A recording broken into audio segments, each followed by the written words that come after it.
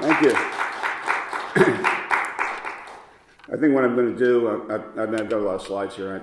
I think it probably makes sense to stop at a certain point, and then I'll just sort of invite questions. And obviously, we've got a small turnout, so I'd like to do what I can to make it as intimate as possible, since it's intimate partner violence we're talking about. I very briefly, just so you know a little about who I am, I'm a research psychologist in the Department of Psychology at UBC, and I've worked in the area of domestic violence, as it used to be called, since the 1970s. I started out doing police training, and then that morphed into doing court-mandated treatment groups for men who'd been convicted of wife assault.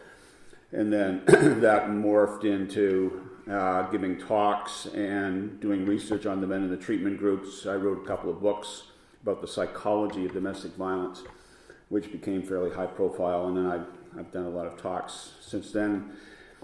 Continue to write in the area, specifically taking on what I call the gender paradigm, which you already know, believe it or not. Even though you don't call it that, you already know what it is because it's been drilled into your brain. So I will describe it for you tonight, and we'll talk about it. Now, domestic videos has obviously been in the news lately. Just last month, Ray Rice was caught on a videotape in an elevator punching his fiancée, who married him 2 weeks later after he punched her. And he was then fired by the team, and there was a big media frenzy about it. Why the NFL didn't act sooner, it's not exactly clear what they want him to do, but I guess they want him to be fired. Anyway, it is interesting to look at the cases that do come up before the media's attention. This is singer Chris Brown, who was charged in March 2009 and later convicted of domestic assault on his girlfriend Rihanna, and has had subsequent temper problems, but not with her. Okay. Oprah, by the way, in describing the Chris Brown case to Rihanna, said this: "If he hits you once, he will hit you again." At which point, her studio audience all stood up and applauded. The question is that true? Here we have Bobby Brown, who in 2003 was very high profile for assaulting Whitney Houston, arrested for misdemeanor battery on her, as well as drug possession, driving under the influence, and resisting arrest. And here, going back a little bit more in time, we have Jim Brown, who in 1998 was arrested and charged with wife assault. That was later reduced to destruction of property, which was smashing the window on his wife's car. He refused treatment and did jail time. No domestic violence in the marriage since. That's 1998. And here we have James Brown, famous R&B entertainer, the godfather of soul, taught Michael Jackson all his moves. High on PCP, he assaulted his wife, grabbed a shotgun, and led police on a half-hour chase across state lines. He was arrested and did 15 months. Now, these are four very high-profile cases of domestic violence. How do they stereotype domestic violence perpetrators? Well, the most obvious way is every domestic violence perpetrator must be named Brown, right? Except for Ray Rice, and he wasn't part of this set. Secondly, they must all be African American. Thirdly, they must all be men. Well, actually, that's not what the data says. Here, by the way, just to prove that every African American man named Brown does not assault his wife, is Ray Brown, the famous jazz bassist who played with Dizzy Gillespie and Oscar Peterson and was happily married to jazz singer Ella Fitzgerald with no domestic violence. I just threw that in there so the stereotypes would take a hit. Now, Francis Bacon said this back in 1620 in the New Organum: "The human understanding, when it adopts an opinion, draws all things else to support and agree with it. And although there might be a greater number and weight of instances to be found on the other side, Yet these it either neglects and despises, or else by some distinction sets aside and rejects, in order that by this great and pernicious predetermination, the authority of its former conclusion may remain inviolate. This is what social psychologists call belief perseverance, okay, which means that once people form a belief, it doesn't matter how much the evidence contradicts it, they will stick with that belief through thick and thin. My other favorite forensic philosopher is Sherlock Holmes, and he said this: it's a capital mistake to theorize before one has the data. Insensibly, one begins to twist facts to suit theories instead of theories to suit facts. So, here's a book I wrote in 2006. I'd written 2 previous books that were sort of generic books on domestic violence research called The Domestic Assault of Women, first edition, second edition. This was supposed to be The Domestic Assault of Women, third edition. But when I read the research, I decided that it was time to rethink domestic violence, that it was not only about female victims having domestic violence perpetrated on them by abusive males. Here's a column that Vancouver Sun columnist Daphne Bramham wrote 3 years ago. Pretty good columnist, except for this one. And in this particular column, this is what she says, that half of all women in BC either have been physically assaulted or sexually assaulted. She says that without giving a source for it. She says 60% of all women in shelters refuse to report abuse to police, that only 8% of domestic violence victims are men, and the only men who are domestic violence victims are either elderly or disabled. And then these stats are mixed in with 3 sensational horror stories of Radinder Bangu, who was hacked to death by her husband in Surrey, BC, Rumana Mansour, who was a UBC scholar, blinded by her husband in Bangladesh, and Katropa Damon, who was stabbed to death by her husband in June of 2011. The unstated implication is that this is kind of routine domestic violence, although these 3 cases are obviously off the charts, especially when you compare them to the data she's talking about here, which is itself questionable. So, as we know, BC Lions have been publicizing a campaign to stop violence against women. So that leads to a question about domestic violence. Is all intimate partner violence by men violence towards women? Or is it violence towards a woman? There's a big difference. For example, if you get into a fist fight with some guy over whatever issue in the street, and the police arrest you both, and it turns out the guy you got in the fist fight with was gay, you probably are not going to be accused of a hate crime for gay bashing, because the fact that he was gay didn't matter, had no bearing on the fight. That same principle applies to domestic violence. Is it politically motivated, or is it motivated by something that is psychological, dysfunctional, pathological, but not really political? We see a lot of pop psychology these days. Men are from Mars, women are from Venus. Here was a pop seller that capitalized on the stereotypes. Oprah Winfrey TV show really plays a lot on this. So typically, intimate partner violence is characterized as male perpetrated against a hapless female victim, and the original sociological view, which is called functional sociology, says it serves a function in society. That function is to maintain patriarchy. That's why it's called violence against women. From a functionalist sociological point of view, it's every act of domestic violence is a political act. So if you Google images of domestic violence, this is what you find: a guy with a belt and a woman cowering on the floor.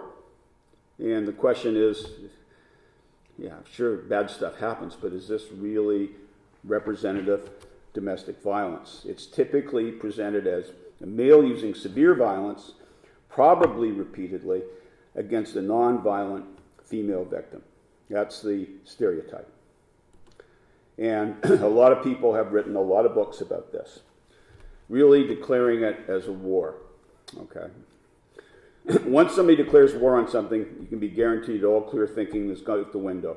Okay, we saw that with the war on drugs, see it with the war on women. War seems to bring out the worst in our thinking. So here is essentially what is feminist sociology, which was the wave that drove the gender paradigm and influences all of our current criminal justice practice and thinking on domestic violence. The focus is on male violence in general towards women as a way of maintaining patriarchy. It's seen as normatively accepted in society. The entire emphasis is on gender relations and power. You'll notice there's no psychology in here at all. And here's a quote from Michelle Bograd, who talks about this perspective. She's one of these feminist sociologists, and she says, all feminist researchers, clinicians, and activists address a primary question: why do men beat their wives? Why men in general use physical force against their partners, and what functions this serves for a given society? So that's the functional feminist sociological point of view. And here from Dobash and Dobash, I know these might look dated to you, but trust me, the point of view has not changed. Men who assault their wives are actually living up to a cultural prescription that are cherished in Western society: aggressiveness, male dominance, and female subordination, and they're using physical force as a means to enforce that dominance. So there you have a clear statement of it. The domestic violence is males using physical force to enforce dominance in society. So from this point of view, then, it's a socio-political act. And Catherine McKinnon wrote a book called Towards a Feminist Theory of State, in which she claims early on in the book that sexuality is to feminism as work is to Marxism. And by this thinking, women are the proletariat, men are the bourgeoisie, and every act of intimate partner violence against a woman is now a political act. It's violence against women. Now, without getting into all the problems of trying to map an political economic model onto what is essentially a psychological problem, this sort of very boldly states the political underpinnings of the gender paradigm. And just to bring it up to date, here's the United Nations 1993 declaration. The StatsCan cites, in its own definition, any act of gender-based violence that results in physical, sexual, or psychological harm, any act, including threats, counts, okay, as a political act. So who believes this? Well, everybody who makes their domestic violence policy. Prosecutors, social work faculty, advocates, judges, child custody assessors. Police are taught to believe it. They're given a heuristic for domestic violence, which is to look for male perpetrators. And as we'll see in one of the studies I'm going to show you, couples who have a history of two-way violence back and forth, and whose violence raises above a certain level on a certain night, and who call the police, will wind up with the man getting arrested, not with the woman being arrested. So, okay, covered that one. First question then, is this really acceptable? Because functionalist sociologists say, yeah, we tolerate this stuff. So here's a large study that was done in 2001 in the US on a nationally representative sample. You can see it's a large sample size there, done by a random digit dialing. 5,238 people, and the question is it okay for a man to hit his wife or girlfriend? And both men and women were asked this question. Well, is it all right for him to hit her to keep her in line? That, after all, states the functionalist sociological view. Got to hit her to keep her in line. Show her who's boss. Enforce the patriarchy. And an overwhelming 2% of men agreed with that statement. Not overwhelming.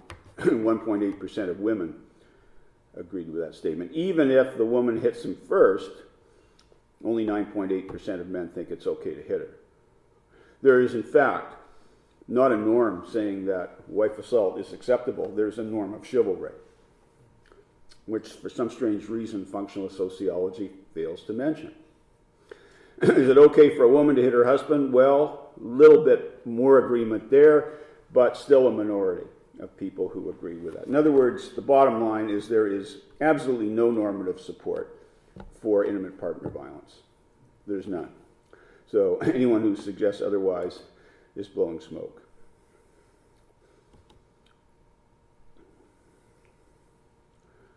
Okay. Now, just how frequent is this stuff?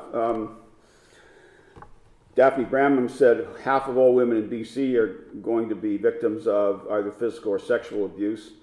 And, you know, we could just look at the police statistics, but let me just say off the top, for domestic violence to get counted by the police, it first of all has to be reported. Somebody's got to pick up a phone and say it's happening. The police have to attend. The police have to decide that it's serious enough to record it. They have to decide who the perpetrator was, and then they write a report. And unless all those things happen, it doesn't get included in crime statistics. Okay, so crime statistics will dramatically underestimate the amount of domestic violence that goes on. So the way you get at this stuff is to use what's called a victim survey. And if you want to do a victim survey, you could ask people if they were victims of crime, but you still run into this problem whether they define whatever happened to them as a crime or not. So if they don't define it as a crime, they're going to say, no, it didn't happen. And again, you'll be underestimating the amount of domestic violence. Well, a sociologist at the University of New Hampshire, Murray Strauss, discovered a way to get around this. He developed something called the conflict tactic scale. And here's a preamble. So now they're going to ask people about things that go on in their family, and they're going to get a handle on violence, but they're coming at it from a very different perspective. Instead of forcing people to admit that they're victims of crime, which they might not think is true, they have this completely different preamble, that no matter how well couples get along, there's times when people have conflicts, and they also have different ways to settle their conflicts. Which of these ways have you used in the following year? So this provides a very broad definition. It doesn't define these things as abuse, and it tells them that conflict is normative. It happens to everybody, so it's fine to report this. And then it asks people, it gives them this big shopping list of ways that they might have used to resolve the conflict. And you can see the first ones are very rational, reasonable ways to resolve the conflict. And then it gets down with item E to what's called verbal abuse, things that are not productive and in fact seem to be more designed to hurt the other person's feelings. And then it gets to physical abuse with the yellow lettering there. Now there's things that someone does that constitute physical abuse, and pushing, grabbing, and slapping on this original scale. And then when you get into the red lettering, you see that there's even more severe items, and the red letter is called severe physical abuse, and these are things that have some likelihood of causing injury. So with this scale, in 1975, Murray Strauss went back and surveyed the U.S. public. And there's a second scale. I won't spend a lot of time on it. It just has way more items and it's more elaborate. Okay, but it's the same principle called the CTS2. So it doesn't require a crime victim's self-definition, and it finds way more abuse than any police survey or any crime victim survey, 16 times more abuse. So you'd think, that being the case, that domestic violence advocates would love this scale. In fact, they hate this scale. In fact, when Murray Strauss reported data derived from the scale and won a prestigious medal from the American Sociological Association for doing it, the first two rows of people got up and walked out in protest because what he'd done was really a horrible thing. He reported his data as a social scientist. Doesn't get much worse than that. He actually reported his data. What was so bad about these data? They showed that women were as violent as men were. That's what was so bad about them. And that's what caused the protest. So we'll look in fact at what some incident statistics look like, but another thing that's important to know just off the top is that 2/3 of all the reported domestic violence are those yellow lettered ones that we looked at. It's the less serious type, pushing and slapping. Only 1/3 of all the incidence rates are the more severe types. So basically, the initial surveys were done in the U.S. and they were done across all layers of the population, all groups, all demographic groups, all racial groups. And the basic findings were these.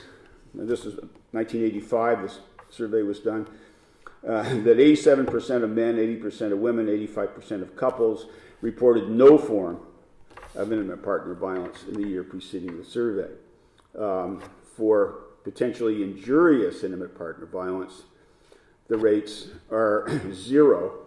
In other words, people reported none. 96.5% of men, 95% of women reported none in the year preceding the survey. And in other words, it's a very small group of people who reports any domestic violence at all. And that's true for all demographic categories. Doesn't matter whether it's working class, middle class. Doesn't matter whether it's African American or white or Hispanic. You get that same statistic happening. So if you can't find any social structural category, like race, class, socioeconomic status, that generates abuse in a majority of people, what are you left with? You're left with the fact that there's somehow some kind of difference between people who commit intimate partner violence and those who don't, who are drawn from within the same social category, i.e., there's a psychological difference. Now, that, of course, has not been something that functionalist sociology has wanted to admit. So, there's an issue of control. I'm going to go over this pretty quickly. The bottom line is they don't find gender differences in the use of control. Jan Stetz at the University of Washington has done a lot of these studies. Basically, you find with couples that trying to control the other partner is highest in the first year, right after the marriage, and then it settles down. Felsen and Outlaw did the same thing. It's not really, in other words, the sociological motive that people are using domestic violence for control, not verified by people who study control in intimate relationships.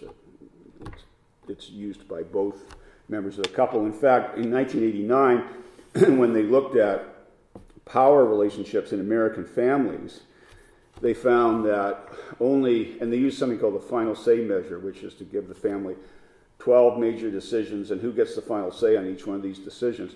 What they found is that 9.8% of couples were male dominant and 7.8% were female dominant. The rest all had shared power and control. They worked it out. One person had their domain, one person had the other. So this notion of patriarchy, in fact, is just really not supported when you actually look at the data. Here's the Canadian General Social Survey 2004. It was, unfortunately, it used the crime victim, it dropped the crime victim filter, but it did use the term perceptions of crime, so it's still defining these things as a perception of crime, which is a bit of a problem. And it also looked at measures of partners' control. And what they found, first of all, off the top, was 7% of all Canadian women and 6% of Canadian men reported being victimized by intimate partner violence at least once in the past 5 years. So again, compare that to, how can Daphne Bramham say 8% of men in the row, elderly and disabled, when she's got the Canadian General Social Survey available to her years before she writes the column? And here are the questions on the Canadian Social Survey. You see they're the same kind of questions as on the conflict tactic scale.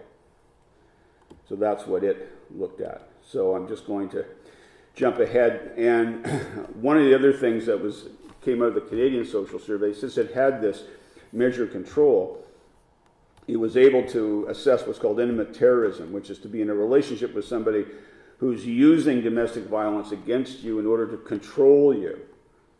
In other words, they're terrorizing you. It's intimate terrorism. And so in this particular survey, building in the control aspect with the reports of abuse, they found that 4.2% of all women and 2.6% of all men reported being victims of intimate terrorism by their partner. Again, that's Canada-wide in 2004. So not 100% and zero, the way that it had been described. And John Archer came out with this study in 1999, where he looked at, this is called a meta-analytic study. Meta-analytic studies are advantageous. They take everything that's been done and they put them all together. And so you don't have to go through this thing of one study saying one thing, one saying the other, because they're all compounded. And a generic finding comes out of all studies that are put together. So he did a lit search and came up with this huge sample size. You can see here over 65,000 people. And these are all studies that have assessed both male and female domestic violence. 65,000, and he uses a statistic called D prime.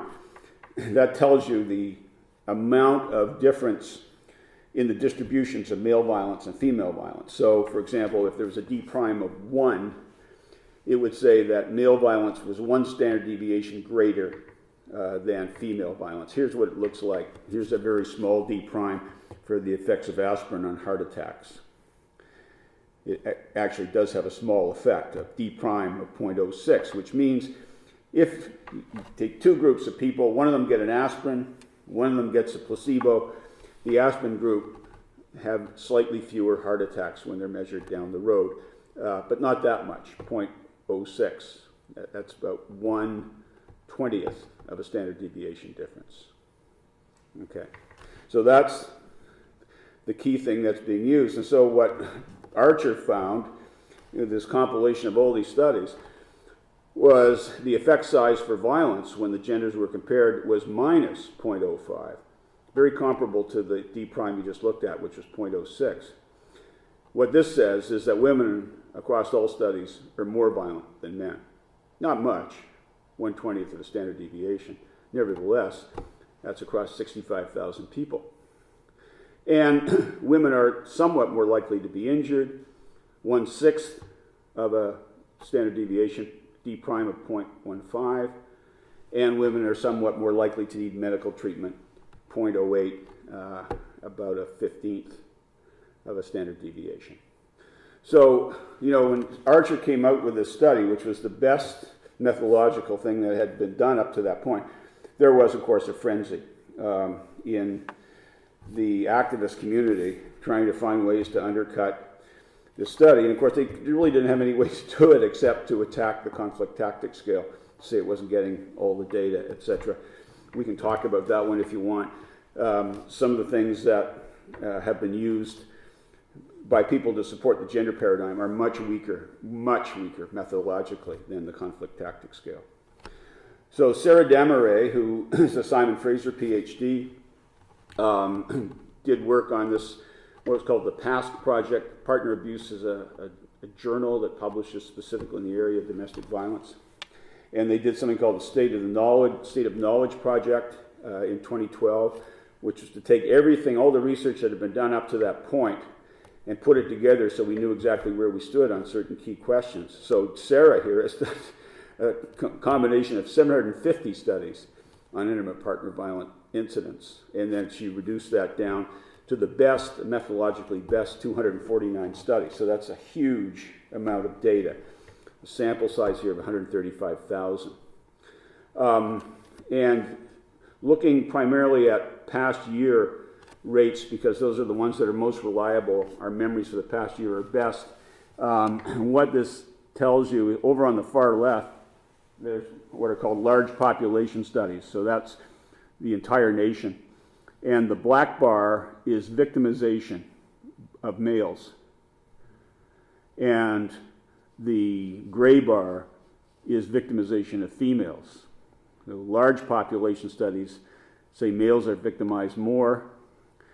That's true also for university and college samples, and true also for clinical samples. The justice sample here was based just on one study, so I think that one is probably not that telltale. But across all these different samples, males are victimized more by IPV, intimate partner violence. The last year victimization rate reported by women was 13%, by men it was 18%. Perpetration rates, now, tricky thing here is for some reason she flipped this around, so the black bars now are women and the gray bars are men.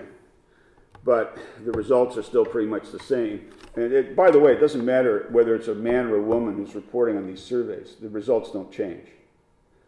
So it's not just one gender reporting things that are self-aggrandizing. It's just not happening that way. Again, in large population studies and other samples as well, women report more perpetration. In fact, the past year perpetration rates for women are 23%, for men 18%. University populations, that's exaggerated somewhat more.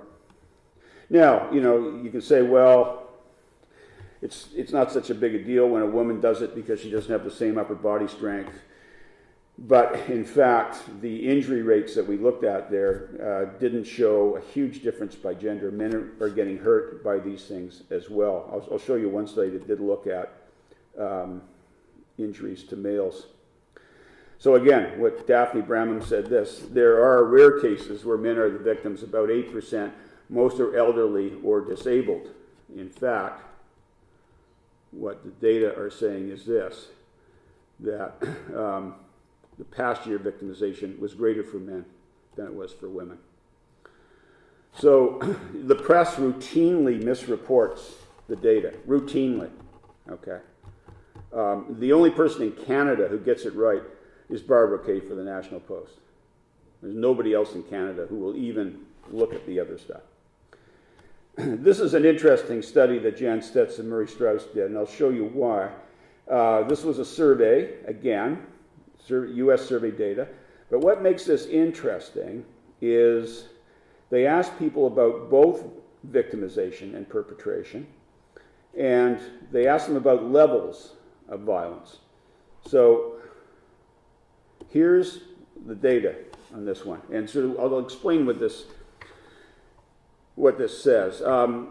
You can see in the left-hand side there, it's got three different kinds of relationships: dating, cohabiting, and married, because they were interested in marriage structure. If you want to, you can focus on the married if you want. The main thing I'm interested in here is not so much the structure of the relationships, but that bar across the top, because what it tells you is what the different patterns of violence are like.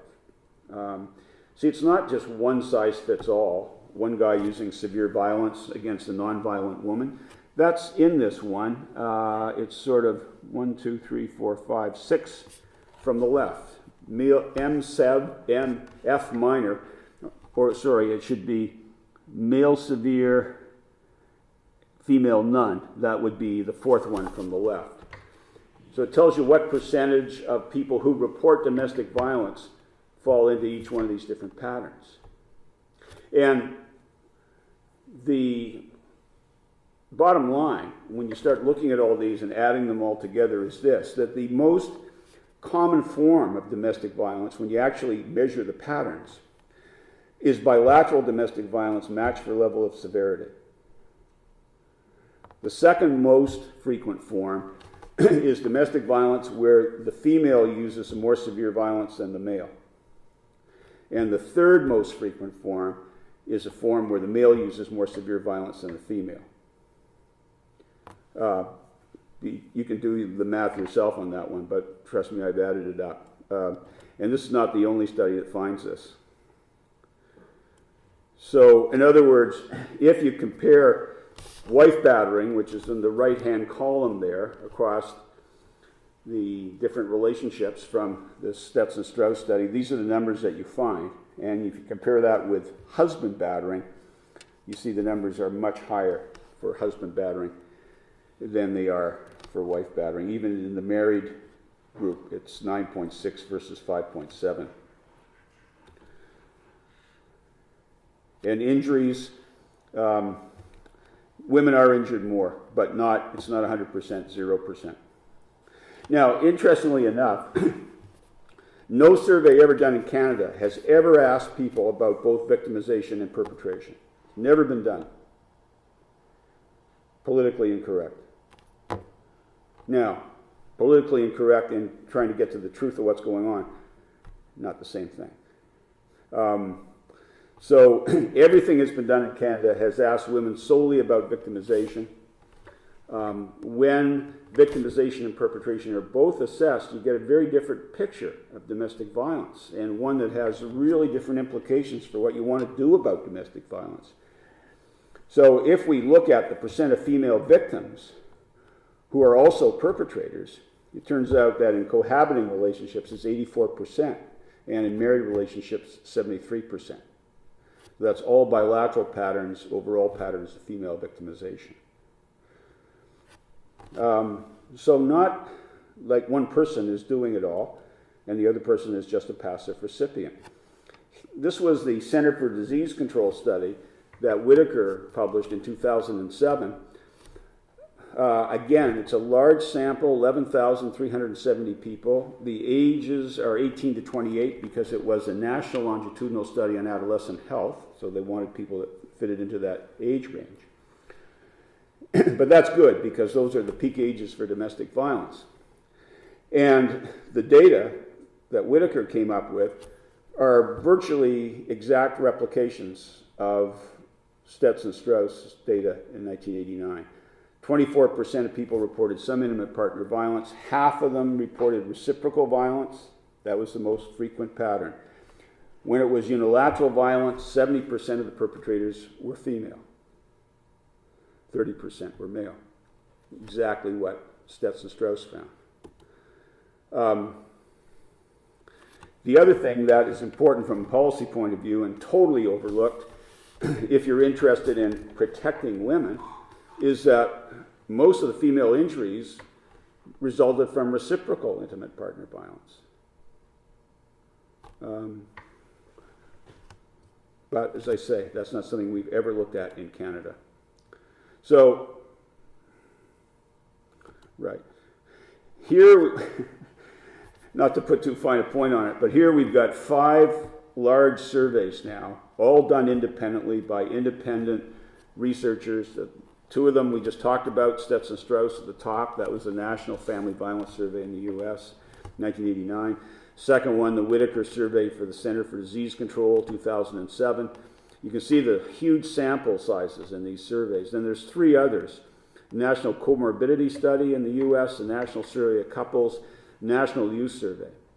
And then when you get into the data, the left-hand column tells you the percentage of everyone in their sample that reported intimate partner violence. It varies somewhat because some of them deal with younger populations where the numbers will be higher. The next 3 columns tell you that for those people who reported intimate partner violence, how did it break down? Was it predominantly male violent, predominantly female violent, or was it bilateral match for level of severity? When you combine these 5 independent surveys, a huge sample size now, around 20,000 or more, you get the same findings again. The most common form of intimate partner violence is bilateral match for level of severity, followed by female, predominantly more severe, followed by male, more severe. So the wife battering stereotype is a stereotype, but it's not the most common form of intimate partner violence. Here you have it.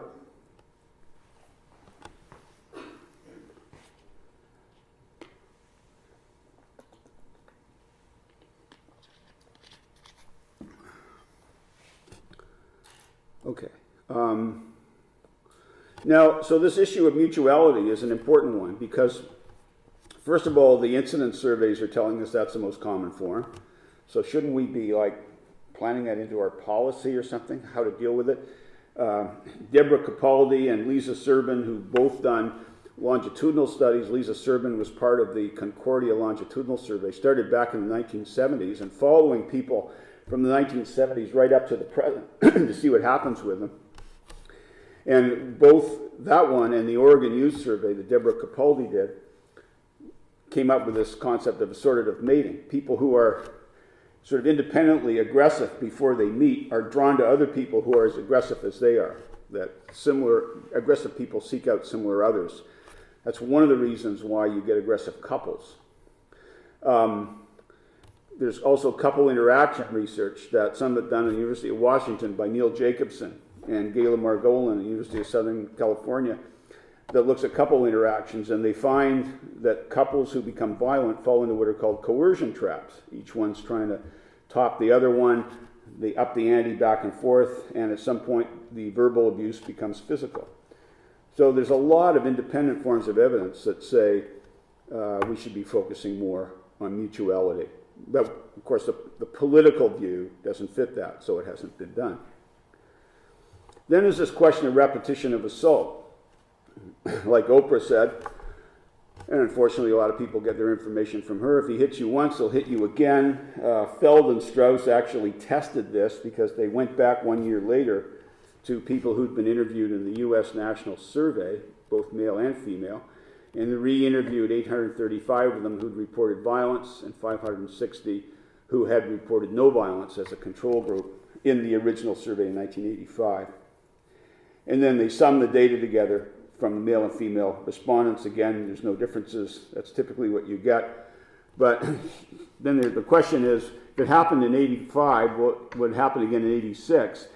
And they found this is the husband's severity in year one across the top. There was none. It happened once or twice. It happened 3+ times. And then they looked at severe violence happening in year two.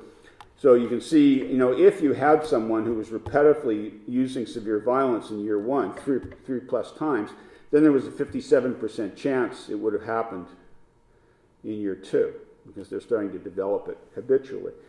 But if it had been once or twice or none, well, we'll focus on the once or twice because they were the ones that were hit in year one, then it's actually unlikely to recur in year two. Okay. Or the level was more likely to go down.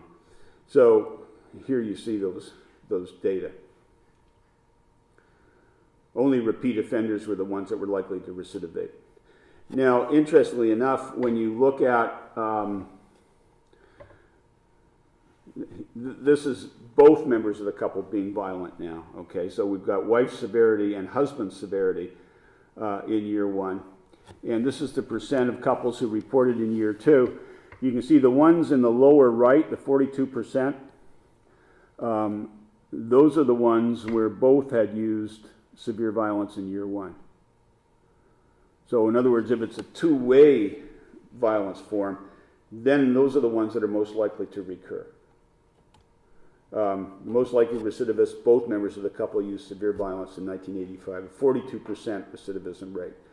If the husband only used it once or twice with a nonviolent wife, then the rate in 1986 was only 19%. So if you're really interested in getting into these couples, breaking into this pattern that can wind up in injury, you want to be focusing on the two-way couples.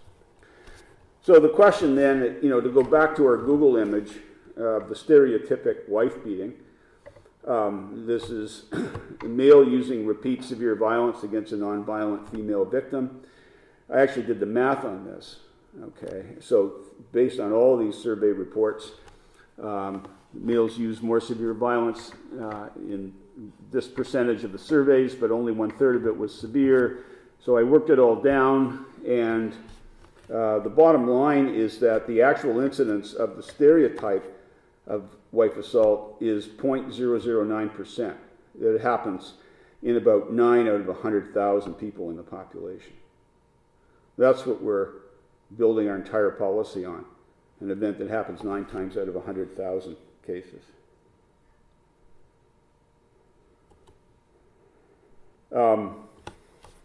There's a whole line of research in social psychology on male-female differences, not physical differences, psychological differences.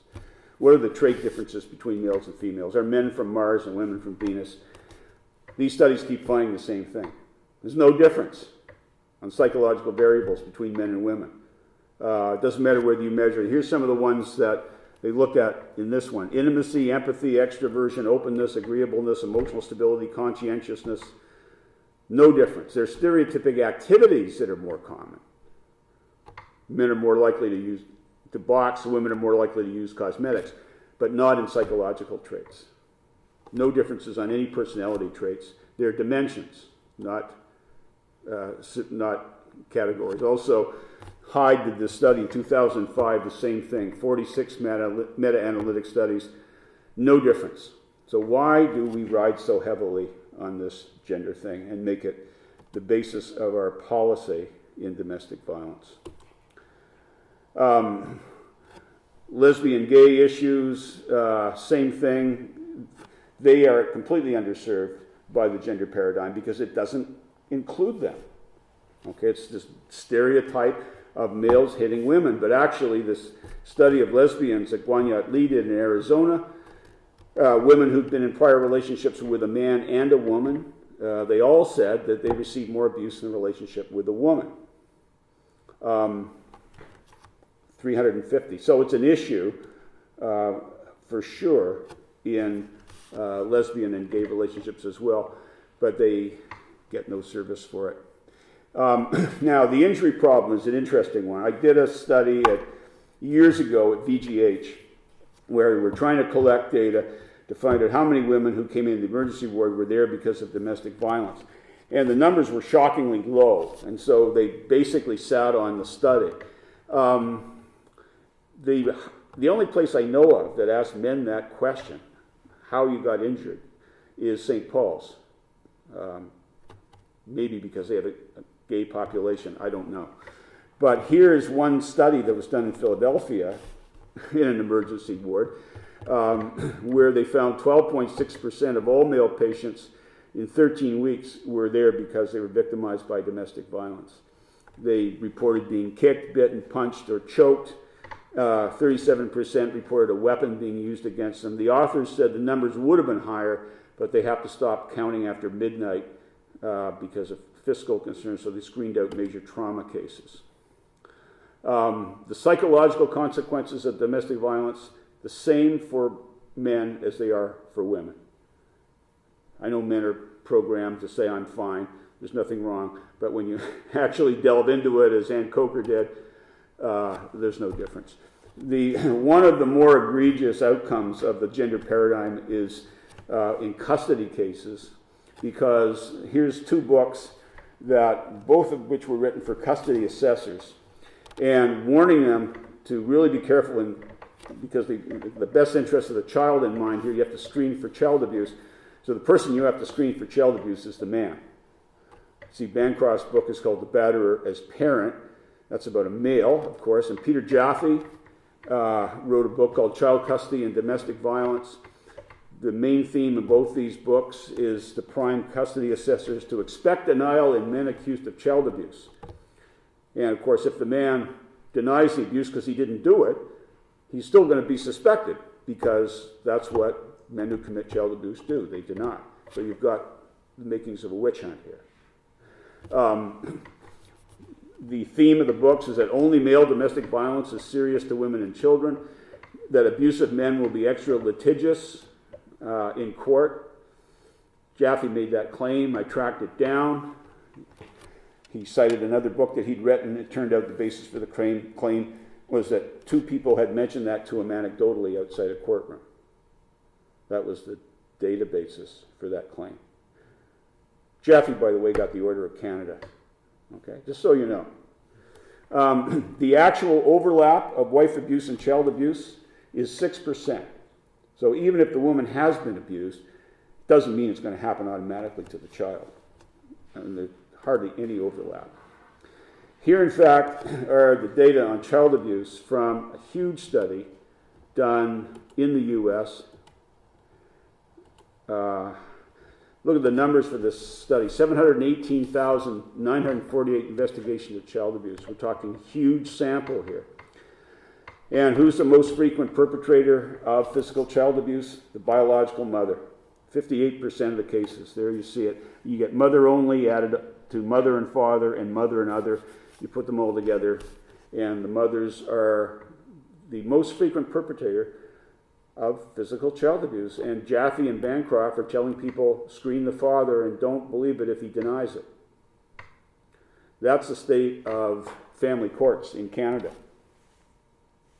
Okay, that's the state. Now, a few other notable findings. Lynn McDonald did this study in Texas, reported in 2 separate papers, 2006, 2009, where she did an amazing thing.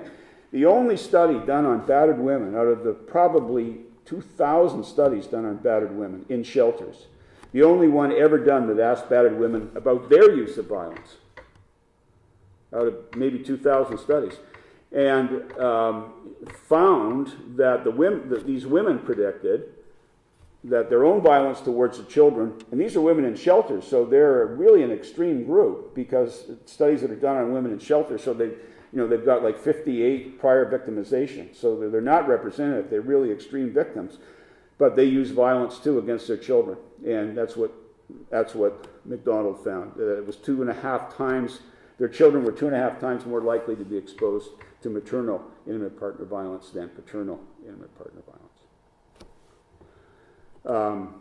That does not enter into our studies.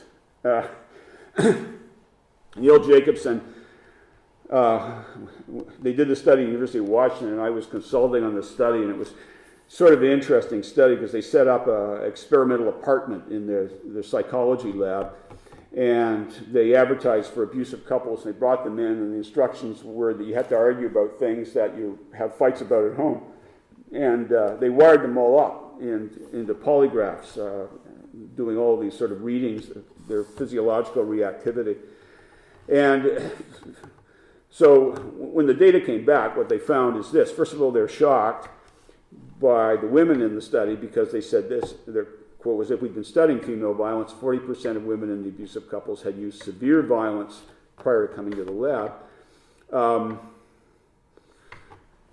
So interestingly enough, though, despite getting these results that show a lot of sort of reactivity and a lot of violence in the women in this study, Neil went on to write a book called Cobras and Pit Bulls, which talked about 2 kinds of male abusers, which he then went on to sell on Oprah Winfrey's show, and didn't talk about the female violence.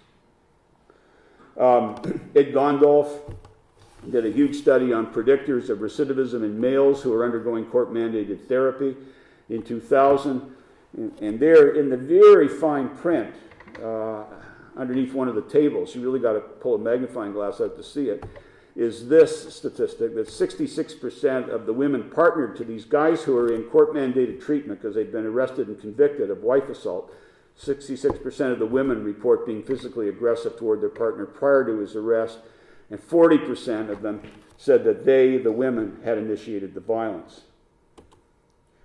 Cross-cultural studies on dating violence, same thing. 33 universities, 17 countries, women more aggressive. And in Canada, you can sort of tell which university it is here because 1, 2, 3, 4, 5 from the top is Canada, London. So reasonably, that's University of Western Ontario. And Canada, Montreal, I don't know if it's McGill or University of Montreal. I think it's McGill because it is English language, most of them. But the bottom line is the female percentages you see over here in the right-hand column are all above 100%. Most of them, not all of them, but a lot of them above 100%. It means that university-age women are committing more dating violence than the males. So it's going on. Now, so now we have the police and courts, and the big push back in 1992 in BC was to move to mandatory arrest, no-drop policies for police. And the reason for it was they felt that too many battered women were dropping charges and not sort of carrying through with the prosecution, and they wanted to crack down on these guys. So they came up with these mandatory arrest policies. The problem is, I'll show you this and I'll come back to it in a minute. Here's a study that was done, a very large randomized study done in Milwaukee by Sherman and Burke in 1992. And what you see there is what's called a sort of time series in this survival analysis. It tells you, and what they had the police do was, at random, when they were called to a misdemeanor domestic violence call, they would either arrest the man or they just give him a warning. And then they look to see down the road what has the best results in terms of preventing a recurrence of the violence. So the dotted line there is the arrested group, and the solid line is the warned group. And the proportion surviving, now, the higher that is, the better. Okay, that means that by surviving, they mean there's no recurrence of violence happening. So higher the better. So you see initially the arrested group starts out with a slight advantage till you get about 8 months in, and then it crosses over. And the warned group actually does better. Mandatory arrest, in other words, doesn't really accomplish what people think it's going to accomplish. There's a couple of other studies. Ibuzawa, Jerry Hodeling, did one on the Quincy Family Violence Court. They found the same kind of thing, that women who had used the court and never used it a second time, they went back and resurveyed them and said, how come you're not using the court? And first of all, they discovered that these women had been re-victimized, but they weren't using the court. And the reason they weren't using the court was they just didn't want the hassle that they felt was being imposed on them by the criminal justice system response. And Retta Iyengar at Yale found that domestic violence death rates were higher in U.S. states that had mandatory arrest than ones that did not. And her thinking again was that's because mandatory arrest sometimes creates more than the victim wants. And it doesn't, therefore, have the kind of protective power that its supporters think it might have.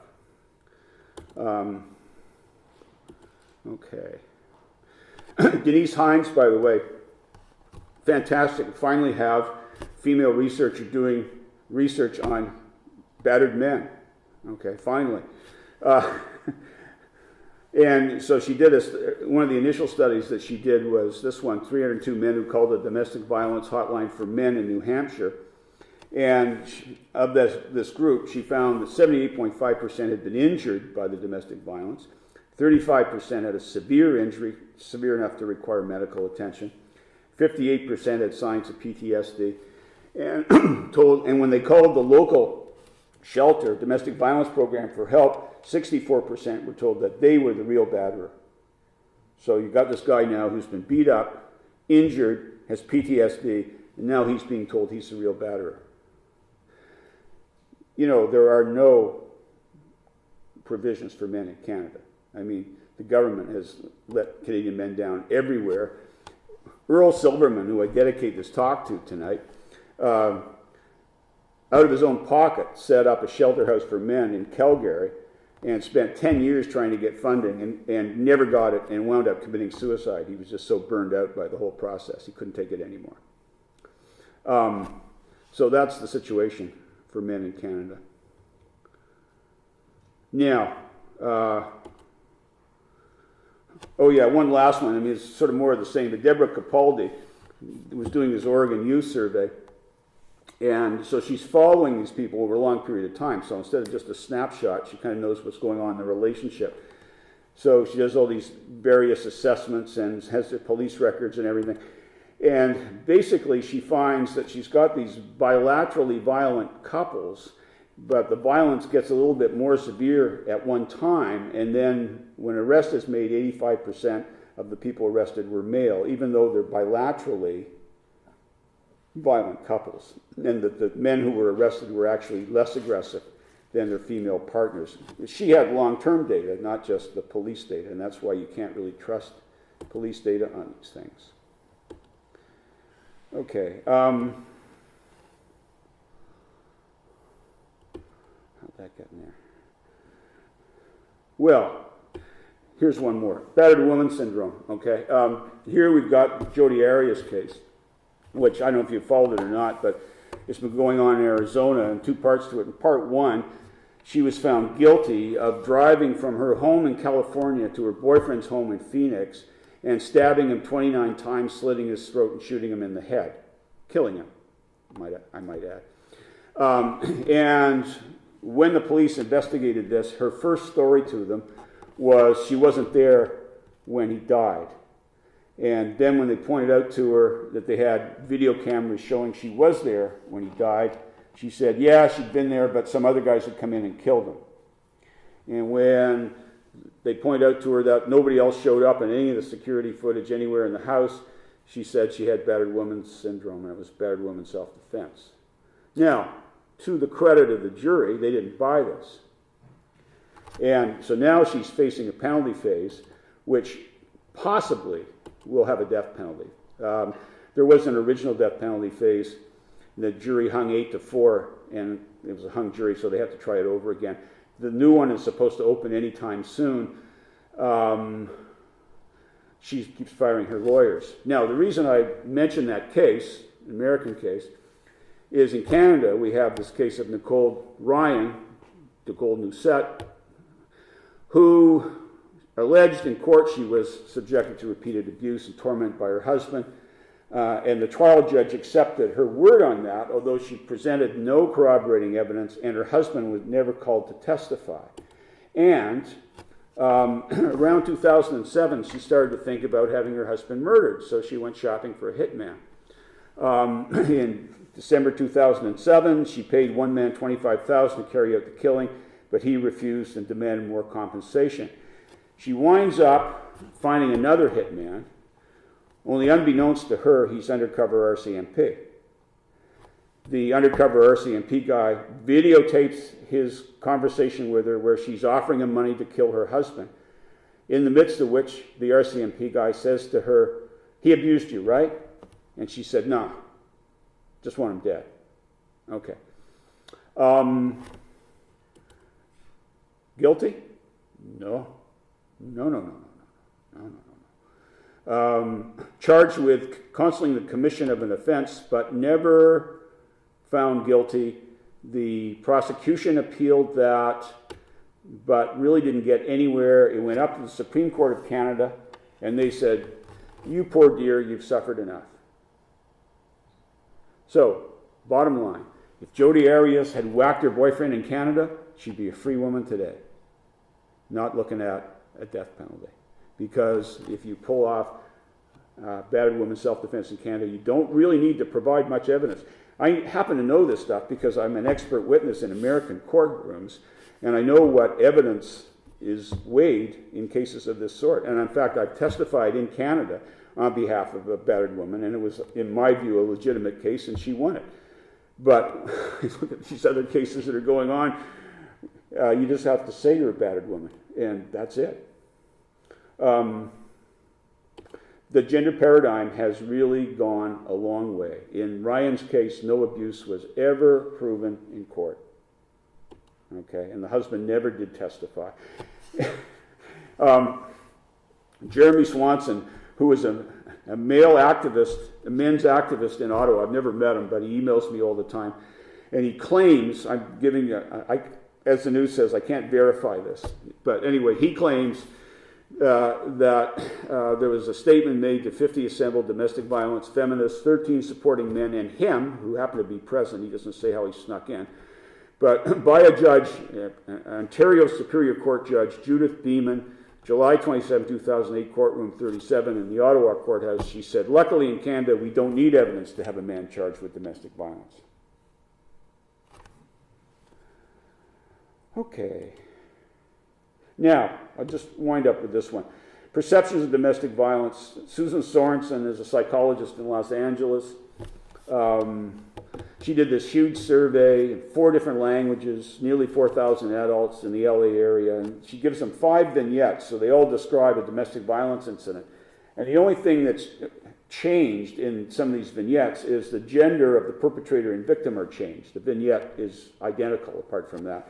And she also varies things like what the vignette depicts. It depicts physical violence. Some of them depict psychological violence. These things are all counterbalanced, so you don't draw any erroneous conclusions. Bottom line was this, that across vignettes, if a male does to a woman exactly the same thing as in the other vignettes where the woman did it to the man, it's judged as more likely to be illegal, that the police should be called, the assailant should be arrested and should serve jail or prison time, and a restraining order should be issued. But these are for identical acts, okay? Identical acts. Some of these acts were physical, others were psychological. And it didn't matter whether it was men or women that were making the judgments on this. You got the same results. So men have bought into the gender paradigm too. Diane Fallingstad did the same study with psychologists. I'd like to think psychologists know better, but no. 2 scenarios describing context of psychologically abusive behaviors, given to 449 clinicians, median age 52, and same deal. Psychologists rate male perpetrated behavior as more abusive and severe than the wife's use of the same actions, and contextual factors don't affect the tendency. The way Diane Fallingstad put it was this way. She said the stereotypical association between physical aggression in males appears to extend to an association of psychological abuse in males. And it's interesting that at universities, everybody knows about stereotyping of all ethnic groups, all racial groups, and of women, but they do not get that males are stereotyped. They do not get it. People understand stereotyping as it impacts on the group to which they belong, but they do not understand stereotyping when it's used on another group. A study by Glick et al. Found that males were stereotyped in 16 countries, seen as warrior-like and power-driven with ambition over compassion, even though the average enrollment in police and military duties across those countries was fewer than 1% of males. Now, so just to wind this up, Daphne Bramham had 3 horror stories in her story on domestic violence against men. And here's one from September 2011. This woman drugged her husband, cut off his penis. Catherine Q. She was convicted of torture and aggravated mayhem.